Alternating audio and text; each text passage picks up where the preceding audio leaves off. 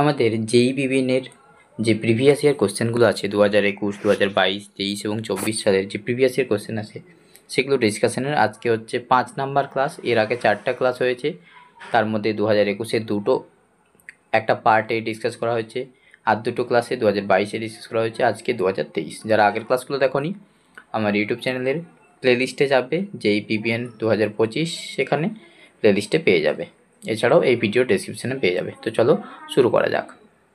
আজকে আমরা প্রথম 20টা প্রশ্নের উত্তর ডিসকাস করব, ঠিক আছে? তো চলো দেখে নিচ্ছি কী কী আছে প্রশ্ন এর মধ্যে। দ্য স্মলেস্ট বোন ইন আওয়ার হিউম্যান বডি, আমাদের শরীরের সবথেকে ছোট বোন কোনটা? আমরা এটা সেই একদম ছোটোবেলা থেকে পড়ে আসছি যে আমাদের সবথেকে ছোট বোন হচ্ছে স্ট্যাপিস। আর যদি বলে সবথেকে বড় বোন কোনটা, তাহলে সেটা হয়ে যায় আমাদের ফিমার বোন। ফিমার বোন হয়ে যাবে আমাদের সবথেকে বড়। এছাড়াও এখানে যে সমস্ত অপশানগুলো আছে, এখানে সঠিক উত্তর হয়ে যাবে স্ট্যাপিস। এছাড়াও যে অপশানগুলো রয়েছে তার মধ্যে উল্লেখযোগ্য হচ্ছে ম্যালিয়াস, ইনকাস এবং স্ট্যাপিস। এই তিনটেই হচ্ছে আমাদের একটা কানের বোন, ইয়ার বোন, ঠিক আছে? তিনটেই হচ্ছে আমাদের কানের বোন। আর এইটা নেজালটা হচ্ছে নোজের বোন। নেজাল বোনের আরেকটা নাম কি আছে? Vomer, VOMER, vomer. নেজাল বোনকে ভোমারও বলা হয়, ঠিক আছে? তো এই 4টা বোন জানলাম। এছাড়াও ডিটেলসে ক্লাস তো আমাদের ব্যাচে যারা জয়েন আছো তাদেরকে তো বলাই হয়েছে, করানো হয়েছে, ঠিক আছে? নেক্সট প্রশ্নে যাব। আমরা এখানে বেশি ডিটেলসে যাচ্ছি না, কারণ আমাদের ব্যাচে যে ক্লাসগুলো করানো হয়েছে সেখানে ডিটেলসে করানো হয়েছে, ঠিক আছে? তো এখানে মেনলি উত্তরগুলো বলে দিচ্ছি এবং কোনটা কেন হচ্ছে কী না হচ্ছে সেটা একটু বলে দিচ্ছি। The light sensitive part of eye is called, আমাদের আইয়ের লাইট সেন্সিটিভ পার্ট কোনটা? সেটা সঠিক উত্তর হয়ে যাবে রেটিনা। রড সেল, কোন সেলস, রেটিনা। এছাড়াও রেটিনা কী দিয়ে তৈরি সেটা আমরা আগের ক্লাসে ডিসকাস করেছি, সেগুলো তোমরা যারা দেখোনি দেখে নেবে। এছাড়াও আয়ের বিভিন্ন পার্টগুলো হচ্ছে করোয়েড, স্ক্লেরা অ্যান্ড লেন্স, ঠিক আছে? প্রত্যেকটার একটা একটা বিভিন্ন কাজ আছে। যেহেতু আমরা ডিটেলস ক্লাসে করেছি তার জন্য এখানে আর বেশি কিছু করছি না, ওকে? নেক্সট, তোমরা ডিটেলস ক্লাসগুলোকে বারবার রিভাইজ করতে থাকো, যেরকমটা তোমাদেরকে আমি বলেছিলাম। নেক্সট হচ্ছে which of the following muscular valve control the flow of digestive juice from the hepatopancreatic duct to duodenum, ঠিক আছে? কোন মাসকুলার ভালভটা কন্ট্রোল করে? একদম খুব ভালোভাবে আমি একটা ছবি এঁকে দেখিয়েছিলাম যে লিভার থেকে আসছে, এদিকে প্যানক্রিয়াস থেকে আসছে, এসে যে জায়গাতে মিশছে সেই জায়গাতে একটা গোল ভালভের মতো তৈরি হচ্ছে এবং সেই জায়গাটায় বলা হয় স্পিংচার অফ অডি বা স্পিংচার অফ অডাই, যে যেরকমভাবে উচ্চারণ করবে, ওকে? তাহলে স্পিংচার অফ অডি যেটা আছে সেটা হচ্ছে মাসকুলার ভালভ, যেটা হচ্ছে আমাদের যে ডাইজেস্টিভ জুস আছে হেপাটোপ্যানক্রিয়াটিক ডাক্ট থেকে ডিওডিনামের মধ্যে যে জায়গাতে ওপেন হচ্ছে সেই জায়গাতে এই স্পিংচার অফ অডি থাকে, ওকে? পাইলোরিক স্টেনোসিস, পাইলোরিক স্পিংচার কোথায় থাকে? সেটা পাইলোরাসের আগে। প্রত্যেকটা জিনিস বলেছি। ইলিওসিকাল হচ্ছে সিকামের আগে। যে যখন ডাইজেস্টিভ সিস্টেমের ক্লাসটা করানো হয়েছিল প্রত্যেকটা জায়গাতে বোঝানো হয়েছিল যে কার্ডিয়াক স্পিংচার কোথায় থাকে, ইলিওসিকাল স্পিংচার, পাইলোরিক স্পিংচার, স্পিংচার অফ বডি কোথায় থাকে, সব কিছু ডিটেলসে বলেছিলাম, ঠিক আছে? Okay. Next, which of the following organ is known as graveyard of RBC? Graveyard of RBC কাকে বলা হয়? যেখানে আরবিসি ডিস্ট্রাকশন হয় সেটা হচ্ছে আমাদের স্প্লিন। স্প্লিনকে গ্রেভিয়ার্ড অফ আরবিসি বলা হয়। নেক্সট দেখবো কী আছে। Which of the following part is a part of hindbrain? হাইন্ডব্যান্ডের পার্ট হচ্ছে কোনটা? এখানে সেরিব্লাম। সেরিব্লাম হচ্ছে হাইন্ডব্যান্ডের পার্ট। এছাড়াও হাইপোথ্যালামাস আছে, স্পাইনাল কর্ড আছে, কর্পাস ক্যালোসাম আছে। এগুলোর ব্যাপারে ডিটেলসে তোমরা একটু জেনে নিও, ক্লাসগুলো থেকে একটু দেখে নিও, ওকে? এছাড়াও যদি তোমাদের কোনো প্রশ্ন থাকে সেটা তোমরা কমেন্ট সেকশনেও করতে পারো, ওকে? নেক্সট দেখো, which of the following, which of this hormone is made by posterior pituitary? মানে বলতে চাইছে পস্টিরিয়র পিটুইটারি থেকে কোন হরমোন খরিত হয়? এর মধ্যে যে অপশানগুলো আছে FSH, LH, ACTH and ADH, এর মধ্যে একটা উত্তর হচ্ছে পস্টিরিয়র পিটুইটারি থেকে, সেটা হচ্ছে ADH। আচ্ছা, পস্টিরিয়র পিটুইটারি থেকে আমি দুটো হরমোন বলেছিলাম এবং অ্যান্টিরিয়র থেকে বলেছিলাম টোটাল 7টা। অ্যান্টিরিয়র থেকে 7টা বলেছিলাম, ওকে? সেগুলোর এখানে 3টে দেওয়া আছে, বাকি থাইরোটোপিনগুলো আছে, MSH আছে, ঠিক আছে? সেগুলো তোমরা একটু দেখে নেবে। এখানে যে দুটো ছিল সেটা আমি যেহেতু ছোটো আছে ওই জন্য বলে দিচ্ছি, ADH অ্যান্টি ডায়াবেটিক হরমোন। এছাড়াও হচ্ছে আমাদের যে অক্সিটোসিন ছিল, অক্সিটোসিন, সেটা হচ্ছে আমাদের এই পস্টিরিয়র পিটুইটারি থেকে খরিত হয়। তাহলে পস্টিরিয়রটা মনে রাখলেই বাকি যেগুলো জিজ্ঞেস করবে সেগুলো হচ্ছে সব অ্যান্টিরিয়র থেকে জিজ্ঞেস করে, ওকে? তো posterior ADH and oxytocin. Next, which of the following is not a mechanism of child socialization? দেখো এই যে নট, ইনক্লুড, এক্সক্লুড এইসব জিনিসগুলো কিন্তু মনে রাখতে হবে আমাদের পরীক্ষার ক্ষেত্রে। এই নট, ইনক্লুডেড, এক্সক্লুডেড এগুলো কিন্তু অনেক নাম্বারকে আমাদের কমিয়ে দেয়, ঠিক আছে? তাই এই জিনিসগুলো খুব খেয়াল রাখবে। তাহলে এখানে কোনটা ইনক্লুডেড না সোশ্যালাইজেশন মেকানিজমের মধ্যে? দেখো প্রেজ অ্যান্ড ব্লেম, মানে বাচ্চাকে ভালো কাজ করে তাকে প্রশংসা করতে হবে, ব্লেমও করতে হবে, অবজার্ভ করতে হবে, লার্নিংও করতে হবে, রিওয়ার্ডও দিতে হবে, পানিশমেন্টও করতে হবে। কিন্তু এখানে স্টাডি অফ স্ক্রিপচার এটা হচ্ছে সম্পূর্ণ একটা অন্য ধরনের কথা, ঠিক আছে? তাহলে এটার উত্তর হয়ে যাবে স্টাডি অফ স্ক্রিপচার, যেটা হচ্ছে চাইল্ড সোশ্যালাইজেশন মেকানিজমের মধ্যে ইনক্লুড নেই। Okay, next, which with respect to movie loving high school girl to a film star.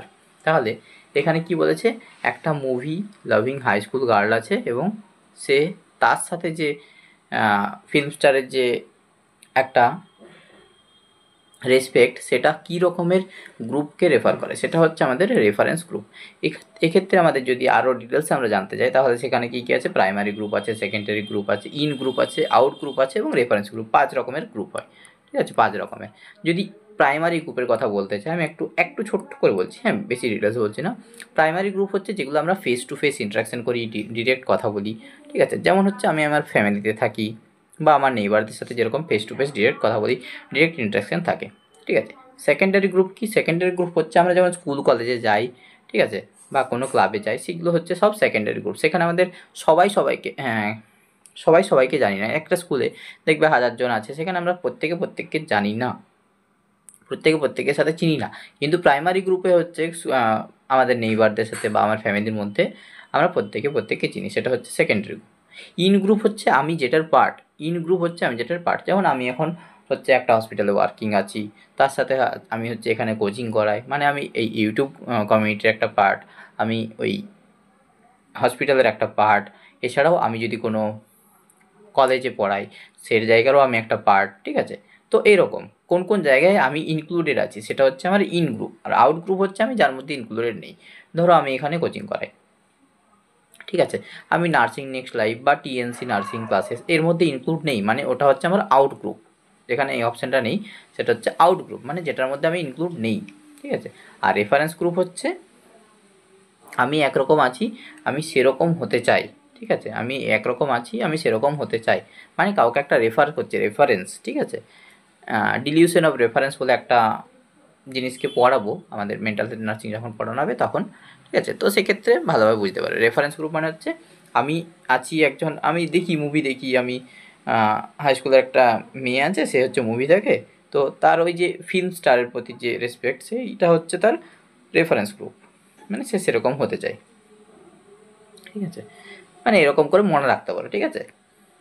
Okay, next, family formed after marriage. বিয়ের পরে যে ফ্যামিলি তৈরি হয় সেটাকে বলা হয় ফ্যামিলি অফ প্রোক্রিয়েশন। মনে রাখবে, এটা বারবার কোশ্চেন আসতে পারে, রিপিট হয় কোশ্চেনটা। নেক্সট কী আছে দেখবো, সোশ্যাল নর্ম ইজ। এখানে দেখবে প্রত্যেকটা কোশ্চেন পড়বে, আমি যেহেতু পড়ে নিয়েছি আগেই, তার জন্য আমি এখানে ডিরেক্ট অ্যান্সারটা করছি, কারণ এখানে বড় অপশানগুলো আছে। Is not adherent to by everyone but guides the action of individuals in social interaction, ঠিক আছে? এখানে খুব বৃষ্টি হবে, মনে হচ্ছে ঝড় হচ্ছে। নেক্সট কোশ্চেন দেখো, একটু বড় আছে কোশ্চেনটা। এখানে বলেছে রাজেশ পারফর্ম পুরলি ইন কলেজে সে খারাপ ফলাফল করেছে এবং তার জন্য তার প্রফেসর তাকে রাগারাগি করেছে ফেল করার জন্য। তারপরে রাকেশ বাড়ি এসছে, আমি একটু বাংলাতে বলে দিচ্ছি কারণ অনেক বড় আছে।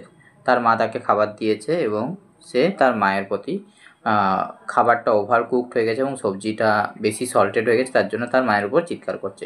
তো এক্ষেত্রে রাজেশ কোন ডিফেন্স মেকানিজমটা ইউজ করছে? এই ক্ষেত্রে আমরা আগে অ্যান্সারটা বলে নিই, তারপর বাকিগুলোকে একটু ছোট্ট করে ডিসকাস করে দিচ্ছি এক্সাম্পলের সহ।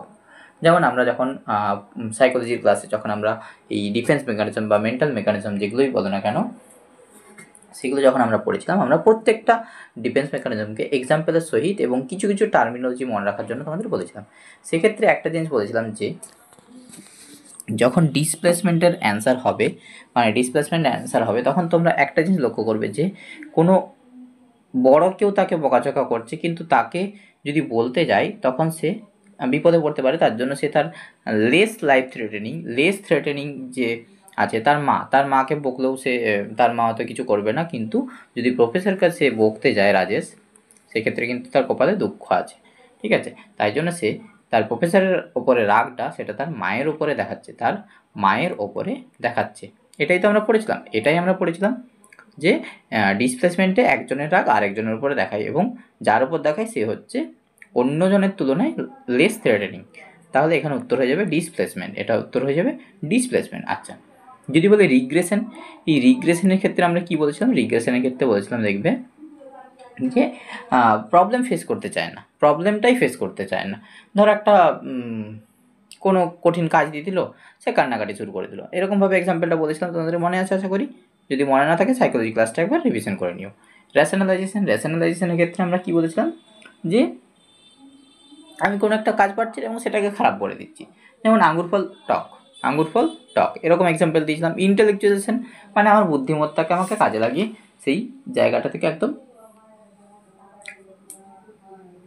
বিদায় নিতে হবে, ঠিক আছে। তাহলে এক্ষেত্রে আমরা বুদ্ধিমত্তাকে ইউজ করি ইন্টেলেকচুয়ালাইজেশনে, তাহলে বুঝতে পেরেছো? আচ্ছা, নেক্সট কী আছে? নেক্সট হচ্ছে আইকিউ থেকে একটা প্রশ্ন আছে। আইকিউর সূত্রটা আমরা বলেছিলাম, আমি তোমাদের প্রত্যেকটা ক্লাসের মধ্যে বলে দিয়েছিলাম যে কোন জায়গাটা থেকে প্রশ্ন হতে পারে এবং কোনটা খুব ইম্পর্ট্যান্ট এবং কোন অপশানটা দেবে সেটাও বলে দিয়েছিলাম। সেক্ষেত্রে আমরা দেখেছিলাম যে আইকিউ কি, সেক্ষেত্রে আমরা সূত্রটা পেয়েছিলাম যে IQ is equal to mental age divided by chronological into 100। Mental age ওপরে থাকবে, ওপরে মেন্টাল, নিচে ক্রোনোলজিক্যাল ইন্টু 100, এটা মাথায় রাখবে, ঠিক আছে।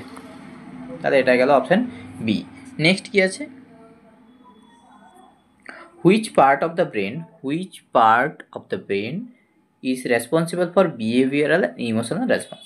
বিহেভিয়ারাল অ্যান্ড ইমোশনাল রেসপন্সের ক্ষেত্রে যে অপশানটা হবে সেটা হচ্ছে লিম্বিক সিস্টেম। এটা একটা ছোট্ট করে একটা জায়গাতে লেখা ছিল আমার বইয়ের মধ্যে, তোমাদের সেটা ছবি তুলে দিয়েছিলাম যে বিহেভিয়ারাল অ্যান্ড ইমোশনাল রেসপন্সের জন্য লিম্বিক সিস্টেম দায়ী, ঠিক আছে। এছাড়াও মেডুলা, সেরিবেলাম, এগুলো কিসের জন্য দায়ী তোমরা একটু কমেন্ট সেকশানে জানিও। মেন পয়েন্টগুলো শুধু জানাতেই হবে, মেন পয়েন্টগুলো থেকেই বেশি প্রশ্ন আছে, ঠিক আছে। এগুলো তো পোস্ট বেসিক একটা ছোটো এক্সাম, তো এক্ষেত্রে বিশেষ জটিল কিছু দেয় না, নর্সেট টাইপের এক্সামের মতো, ঠিক আছে। Theory of repression for getting results due to. Theory of repression, একটু আগে বললাম আমরা রিগ্রেশন, এরপর থিওরি অফ রিপ্রেশন, তাই তো। এক্ষেত্রে কি হয়? এক্ষেত্রে আমরা কি করি? Pushing unpleasant memory into unconscious.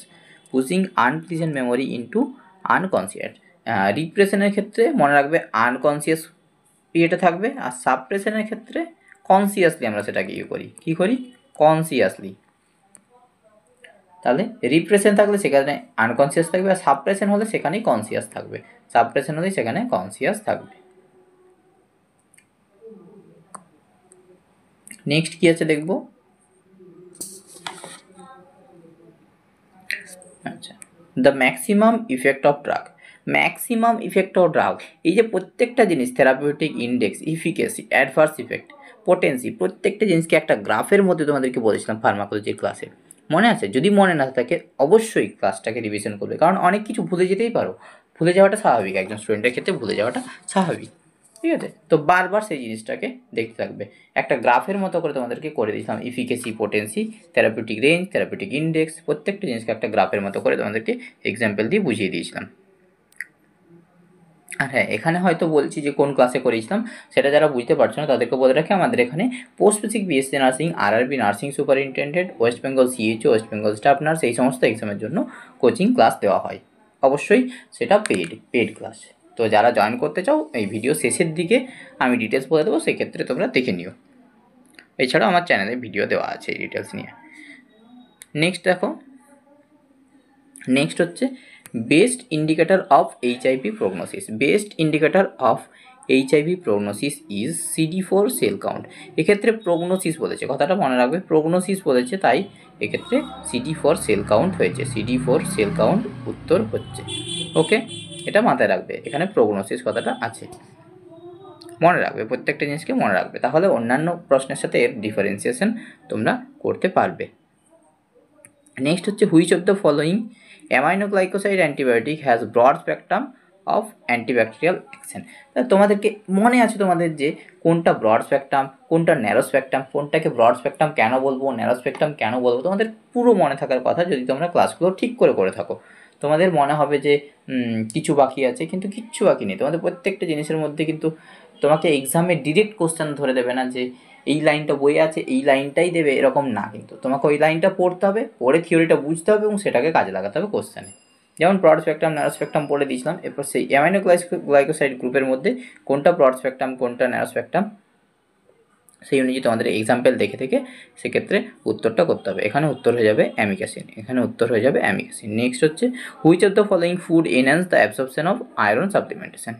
প্রত্যেকটা কোশ্চেন দেখতে পাচ্ছ যে আমাদের যে ক্লাসগুলো হয়েছে সেখান থেকে করানো, সেখান থেকে প্রত্যেকটা কোশ্চেনই এসছে। তাই আশা করব এই বছর যারা আমার ব্যাচ থেকে মোটামুটি যারা 300-400 জন যেই পিবিএন দেবে তার মধ্যে চেষ্টা করবে যেন প্রত্যেকটা গভর্নমেন্ট কলেজে আমার ব্যাচ থেকে স্টুডেন্ট যায়। আর আমার দৃঢ় বিশ্বাস আছে তোমরা যেভাবে মক টেস্টে নাম্বার তুলছো আমার প্রত্যেকের প্রতি বিশ্বাস আছে যে তোমরা পারবে।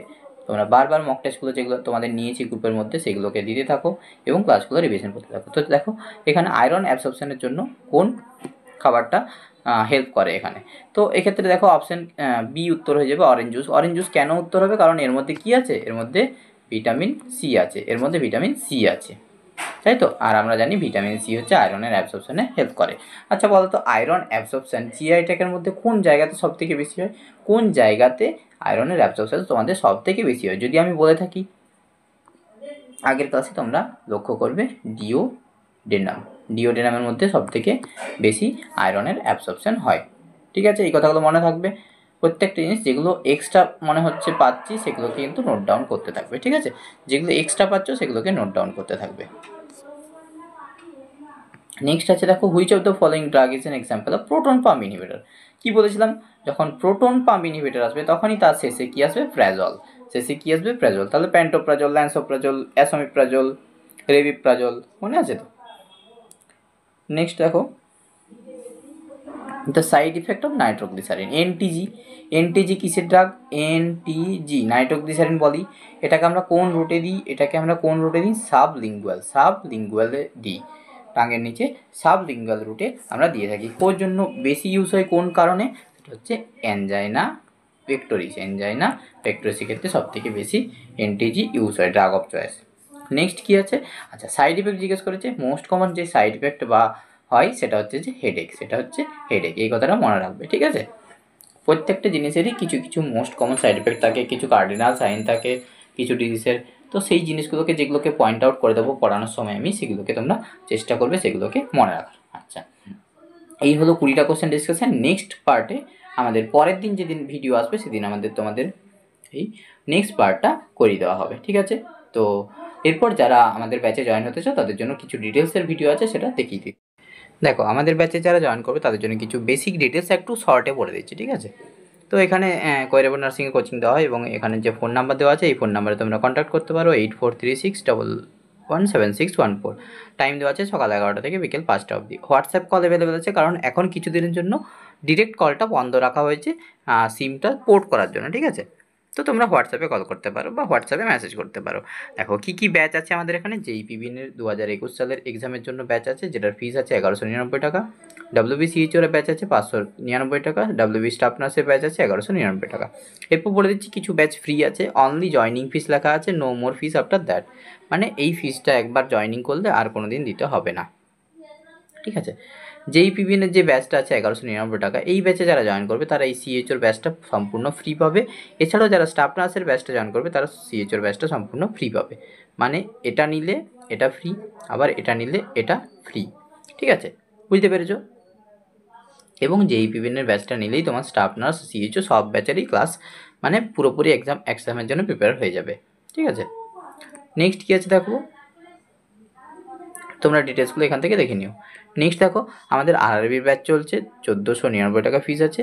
আর নার্সের যারা এক্সাম দিচ্ছে নন নার্সিংয়ের পার্টটা শুধু দেওয়া হয়, সেটা 399 টাকা, 349 টাকা। আর RRBর যদি নন নার্সিং পার্ট মানে ম্যাথ, রিজনিং, জিকে, জিএস এই সব ক্লাস নাও তাহলে 349 টাকা ফিস। এটা ফিসের ডিটেলস। এরপর নেক্সট এক্সাম কবে আছে? নর্সেট এর এক্সাম এই তো ছিল 4 তারিখ, 12 তারিখ হয়ে গেল।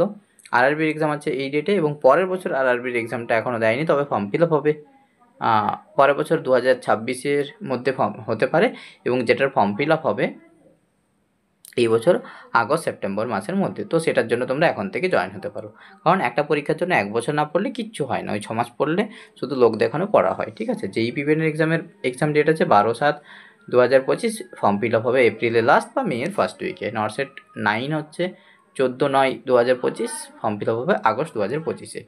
এবং WBCH-এর কিছু স্যাংশন পোস্ট আছে, WB স্টাফ নার্সের কিছু স্যাংশন পোস্ট আছে, কিন্তু হচ্ছে OBC কেসের জন্য এগুলো সব বন্ধ আছে। তোমরা জানো ওয়েস্ট বেঙ্গলে কোনো রিক্রুটমেন্ট নেই। তাহলে আরআরবির জন্য এবং JEE-PPN-এর জন্য প্রিপারেশন নিতে পারো এখন থেকে তোমরা চাইলে, যে রিক্রুটমেন্টটা বেরোচ্ছে এবং বেরোবে। আমাদের ব্যাচের কিছু ডিটেলস আছে এখানে, বেশিরভাগটাই বলে দিচ্ছি। আমাদের লাইভ ক্লাস করানো হয়, সেই ক্লাসটা যারা অ্যাটেন্ড করতে পারে না লাইভ, তাদের জন্য রেকর্ডিংয়ের অ্যাভেলেবেল আছে। যারা লাইভ ক্লাস করে তারাও চাইলে পরে রেকর্ডিংটা দেখতে পারে, ঠিক আছে। সবার জন্যই দেওয়া থাকে গ্রুপে লিঙ্কটা। রেকর্ডেড কোশ্চেন প্র্যাকটিসের কিছু ক্লাস হয়, শুধু যে থিওরি পড়ি সেটাও না, কোশ্চেন প্র্যাকটিসও করানো হয়, যে এই কোশ্চেনটা উত্তর কেন, যেরকম এই ভিডিওটা তোমরা দেখছো এটাও একটা কোশ্চেন প্র্যাকটিসের ক্লাসের মতোই, ঠিক আছে। নেক্সট হচ্ছে 3 দিন সপ্তাহে মক টেস্ট হয়, মঙ্গল বৃহস্পতি শনি, 3 দিন মক টেস্ট হয়, মঙ্গল বৃহস্পতি শনি। সেটা সাবজেক্ট ওয়াইজও হয় এবং কিছু মিক্সড টপিকেরও হয়। মানে সাবজেক্ট ওয়াইজ বলতে যে সাবজেক্টটা পড়ানো হচ্ছে সেই সাবজেক্ট রিলেটেড কিছু প্রশ্ন করা হয়, ঠিক আছে। ক্লাসের PDF দিয়ে দেওয়া হয়, বইয়ের PDF দিয়ে দেওয়া হয়, কিছু কি পয়েন্টসের নোটস দেওয়া হয়, প্রিভিয়াস ইয়ার কোশ্চেন এই যে ডিসকাস করা হচ্ছে ডিটেলসের ক্লাস হয়, ডাউট ক্লাসও হয়, ডাউটের গ্রুপ আছে, সেই গ্রুপে ডিসকাস করতে পারো। যদি সেখানে ডাউট সলভ না হয় তখন আমাকে ডিরেক্ট মেসেজ করতে পারো বা কল করতে পারো, ওকে। নেক্সট স্পেশাল গাইডেন্স দেওয়া হয়, মেন্টরশিপ সেশন মাসে একবার করে, তোমাদের সমস্যাগুলো জানা হয়, যে কী সমস্যা হচ্ছে পড়তে গিয়ে, কীভাবে কী পড়বে, কীভাবে পড়লে ভালো হবে, সেই সমস্ত ব্যাপারে বলা হয়। এছাড়াও হচ্ছে আমাদের সবথেকে বড় পয়েন্ট হচ্ছে, সেটা হচ্ছে আমাদের সিম্পল ইংলিশ টার্মিনোলজি ইউজ করে বাংলা ভাষাতে সম্পূর্ণ ব্যাপারটা বোঝানো হয়। কারণ আমাদের অনেক কিছুই থাকে হিন্দি ব্যাপারে, আমরা সব কিছুই ইউটিউবের মধ্যে পেয়ে যাব, কিন্তু সেই সবগুলো আমরা বুঝতে একটু প্রবলেম হতে পারে, তার জন্য আমাদের বাংলা ভাষায় করানো হয় পুরোটাই। তোমাদের যেরকম আমি এখানে বলছি, সেখানেও সেই ক্লাসের মধ্যে আরও বেশি একদম ডিটেলসে একদম পাতি বাংলা ভাষাতে বলা হয়, তার জন্য আমাদের এটা তো বেস্ট সবাই মনে করে। নেক্সট হচ্ছে আমাদের অন্যান্য কোনো ফোন নাম্বার বা অন্য কোনো ব্রাঞ্চ বা অন্য কোনোভাবে কোনো কিছু নেই, আমাদের অন্য কোনো এজেন্ট বা অন্য কোনো পেমেন্ট করার মেথড নেই। তাই পেমেন্ট করার আগে অবশ্যই আমাদেরকে কল করবে এই নাম্বারে, অথবা হোয়াটসঅ্যাপ করবে। হোয়াটসঅ্যাপ বা কল যে কোনো একটা করতে হবে পেমেন্ট করার আগে। পেমেন্ট একবার করলে যদি অন্যান্য কোনো জায়গাতে পেমেন্ট করে ফেলো, সেটা কিন্তু আমাদের কোনো দায়ী নেই।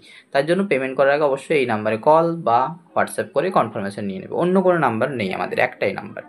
প্রতারকদের থেকে দূরে থাকো, সতর্ক থাকো, কারণ এখন জানো ডিজিটাল যুগ, যে কোনো জায়গাতে যে কোনো টাইমে স্ক্যাম হতে পারে। আমাদের ফিস যে টাকা এখানে বলা হচ্ছে তার 1 টাকাও বেশি না, 1 টাকাও কমও না, ঠিক আছে। কম হতে পারে, যখন অফার থাকবে তখন কম থাকে। পেমেন্ট করার আগে পেমেন্ট অ্যামাউন্টটা জেনে নেবেন অবশ্যই ক্লিয়ারলি, এবং পেমেন্ট রিফান্ড করা হয় না কোনো রকম, ঠিক আছে। তাই পেমেন্ট করার আগে অবশ্যই পেমেন্টের অ্যামাউন্ট কত লাগবে বা কত কীভাবে দিতে পারবে, সেইভাবে সমস্ত ডিটেলসটা একটু জেনে নেবে পেমেন্ট করার আগে, ওকে। এই ছিল ডিটেলস। তোমরা যদি ইন্টারেস্টেড থাকো অবশ্যই এই নাম্বারে তোমরা কন্ট্যাক্ট করতে পারো। নাম্বারটা আগেও দেওয়া আছে, আমি একবার এখানে লিখে দেওয়ার চেষ্টা করছি কোনো একটা জায়গাতে, এখানে দেখার মতো স্পেস নেই, এখানে লেখা যায় কিনা দেখছি, হ্যাঁ এখানে লেখা যাচ্ছে। নাম্বারটা আমি লিখে দিচ্ছি 8436117614। এছাড়াও নাম্বারটা এখানে দেওয়া আছে ফার্স্টের পেজে এখানে নাম্বারটা দেওয়া আছে, তোমরা এখান থেকেও দেখে নিতে পারো, ঠিক আছে। তো চলো ভিডিওটা এই পর্যন্ত, ভালো লাগলে লাইক করে দাও, বন্ধুদের মধ্যে শেয়ার করে দাও, সাবস্ক্রাইব করে দাও। চলো টাটা, দেখা হচ্ছে নতুন ভিডিও।